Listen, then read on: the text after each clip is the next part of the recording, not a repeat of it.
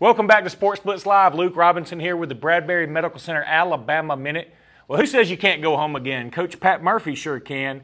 He left Alabama at the end of last week to take the LSU softball job, but decides sometime over this past weekend that the job just wasn't for him, even though he had officially announced he was taking the LSU job, had a press conference, went down to Baton Rouge, taking his assistants with him, but he decides in the end his heart is still in Tuscaloosa and decides to come back to the University of Alabama to continue to be the softball coach for the Crimson Tide.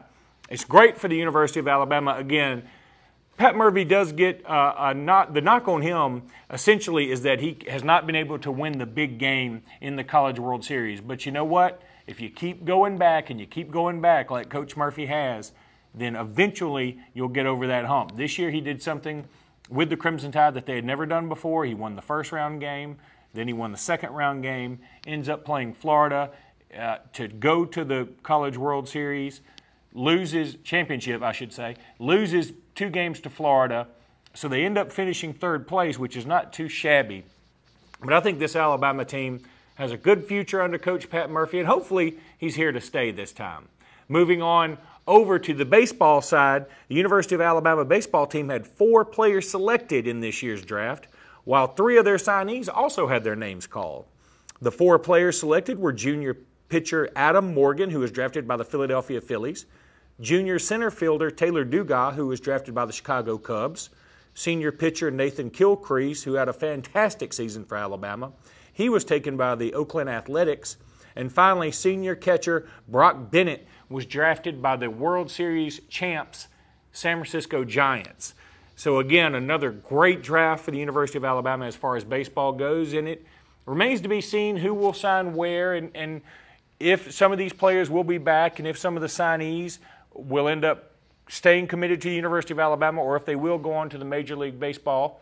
But we'll see. It's going to be a couple of months probably before we know about all 7 of these players. Moving on to basketball, J. Michael Green and Tony Mitchell were both invited to attend the 2011 World University Games team training camp.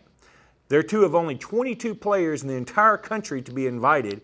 The training camp runs from July 29th through August 7th, after which time 12 of those 22 players will be selected to play in China at the World University Games, which will take place between August 13th and August 22nd. This is a huge honor for both of these players, and I believe great experience for both Mitchell and Green. Green, of course, will be a senior this coming year.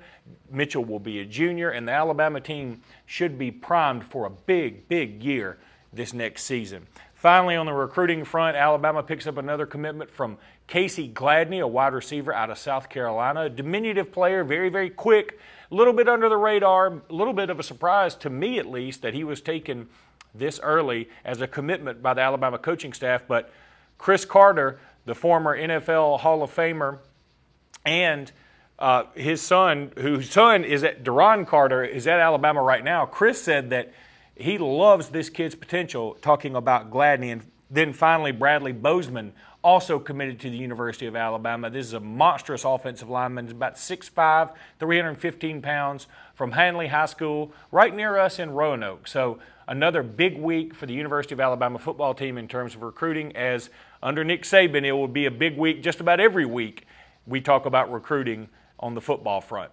Well, that's going to do it for the Bradberry Medical Center Alabama Minute. Thanks so much for being with us. We'll see you next week.